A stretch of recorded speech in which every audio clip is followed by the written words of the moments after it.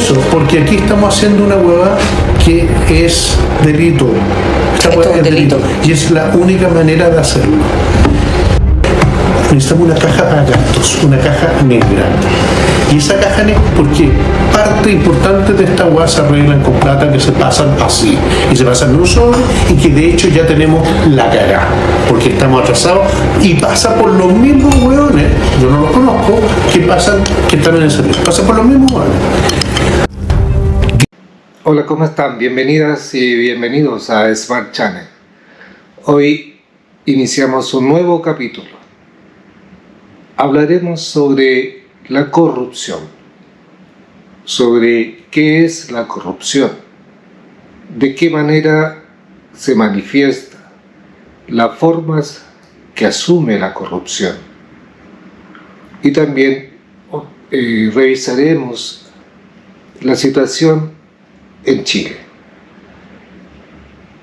Lo hacemos desde nuestra perspectiva, desde nuestra línea editorial, que tiene que ver con la vinculación de este tema respecto de los efectos que produce en el desarrollo científico, cultural, social, económico de nuestro país. No hacemos política en nuestro podcast. Por eso nuestro enfoque lo abordamos precisamente desde esa dimensión de cuán perjudiciales son los efectos de este fenómeno en el desarrollo en general de nuestro país. Aquí va. ¿Qué es la corrupción?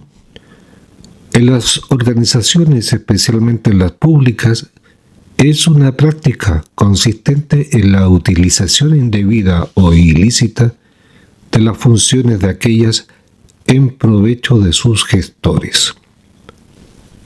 Es el abuso de poder o confianza para obtener beneficios personales o privados, a menudo a expensas del interés público o colectivo.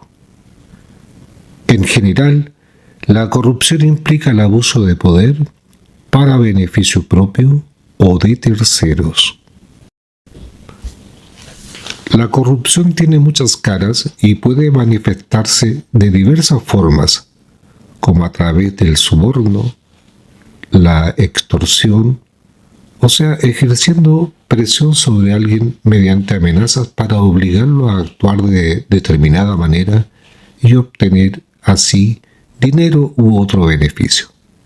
También se manifiesta a través de la malversación de fondos, el tráfico de influencias, el nepotismo y el fraude. El nepotismo, una de esas formas, consiste en la utilización de un cargo para designar a familiares o amigos en determinados empleos o concederles otro tipo de favores al margen del principio del mérito y la capacidad, o sea, a través del amiguismo o favoritismo. En cuanto a los tipos de corrupción, es posible distinguir la corrupción política, aquella que involucra el uso indebido del poder político para obtener beneficios personales a través del soborno, el tráfico de influencias o la utilización de recursos públicos para fines particulares. La corrupción administrativa se refiere al abuso de poder por parte de funcionarios públicos en la administración del Estado, incluyendo la malversación de fondos, la prevaricación y el fraude. Malversar fondos es destinar fondos públicos a gastos que no están permitidos o en cantidades que exceden los márgenes legales. Prevaricación, en tanto, es el acto tendiente a eludir una disposición legal en perjuicio del Estado o de terceros. Es un delito que comete el encargado de vigilar la ejecución de contratos públicos o de algunos privados confabulándose con la representación de los intereses opuestos. También consiste en que una autoridad, un juez o un funcionario dicte a sabiendas una resolución injusta y arbitraria. Por último, fraude es un delito que cometen las autoridades o funcionarios que sustraen o consienten que un tercero sustraiga caudales o efectos públicos que tienen a su cargo.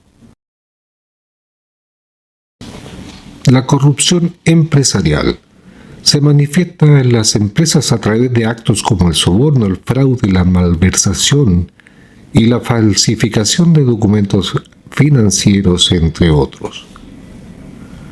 También se habla de la corrupción judicial, que implica la influencia indebida en el sistema judicial, como el soborno de jueces, la manipulación de pruebas y la obtención de decisiones judiciales a través de medios ilegales. También se habla de la corrupción en los servicios sociales, programa de asistencia social o el otorgamiento de beneficios indebidos. Existen, además de los anteriores, otros tipos de corrupción, como la corrupción institucional, que se refiere a la protección de la reputación de los organismos públicos por encima de la verdad. Corrupción mediática, que implica el uso indebido de los medios de comunicación. Y la corrupción ambiental, que se refiere a la degradación del medio ambiente para obtener beneficios económicos. La corrupción debilita las instituciones democráticas, obstaculiza el desarrollo económico y social y erosiona la confianza en el gobierno. Estos son los principales efectos de la corrupción. Volveremos sobre esto más adelante. Sobre este tema, Enrique Ruz Bentue, en un artículo titulado Decadencia del sistema democrático, publicado hace un tiempo, nos habla de cómo la democracia sufre una importante crisis. Ya no es la titular en exclusiva de modelos económicos liberales o capitalistas. Las democracias se convierten en autocracias, dice Enrique, y estas se convierten a través de los populismos en mecanismos de manipulación social. Enrique nos advierte sobre cómo a diario estas formas de gobierno ganan control del espacio que por naturaleza les debería ser negado, como es el ámbito judicial. Nos alerta sobre cómo los acuerdos entre partidos se alcanzan más por el interés partidista que por el interés de la nación. Y lo que es más grave, cómo la influencia ciudadana es cada vez menor.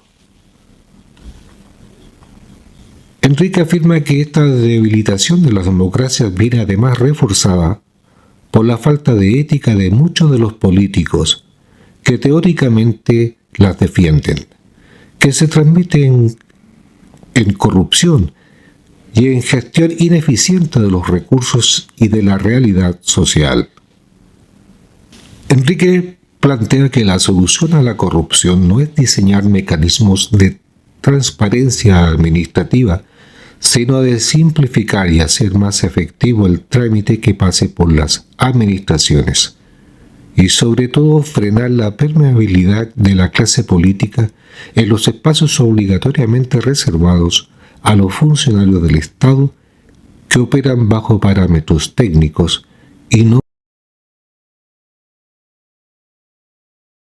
Hablemos un poco de la corrupción en Chile. Hablar de la corrupción en Chile es referirse al mal uso público del poder político y económico por parte del Estado chileno y entidades privadas para conseguir una ventaja ilegítima, generalmente secreta y privada, contrario a lo que sería la realización de prácticas transparentes. Si bien el índice de percepción de corrupción en Chile ha sido en general bastante alto, considerándose al país latinoamericano con menor corrupción durante todo lo que va del siglo XXI, igualmente existen prácticas que pueden y han sido calificadas como corrupción política, estando normalmente relacionadas con acuerdos entre el sistema público y la empresa privada. Los casos de corrupción en Chile no suelen ser explícitos ni estar relacionados con el cohecho como en otros países, sino que suelen tomar formas más intrincadas. Yo estoy formalizada y yo reconozco absolutamente el delito de soborno ante 2 funcionarios públicos de nivel, ojalá que no suene mal, muy bajo, son administrativos. Patricio Mejías lo único que hizo para mí fue acelerar trámites administrativos. A cambio de un pago. Sí. Es un soborno. Lo tengo claro y por eso lo reconocí. Eso es una conducta y la reconocí desde el minuto 1.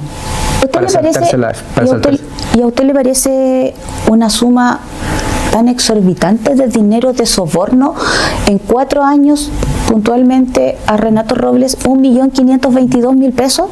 Si eso lo dividimos en los 4 años, estamos hablando de 20 pesos diarios. Hubo intervención en ese audio. Ahí fue una conversación entre una mentirosa para que fuera puesta en evidencia, un fanfarrón y un neófito. Tuvo una conducta de haber sobornado 2 funcionarios públicos de bajo nivel a ese audio en este país. Yo vuelvo a insistir, yo reconozco mi conducta de haberle pagado a 2 personas que probablemente no les alcanza para terminar el mes con el sueldo que tienen. El historiador Julio César Llobet dice que los valores de la austeridad, el sentido de la responsabilidad y la sobriedad que existieron en el siglo XIX y que fueron factores del desarrollo del país, se desmoronaron en el siglo XX para dar paso a un desenfrenado ambiente de corrupción, mediocridad, compadrazgo, oportunismo y decadencia.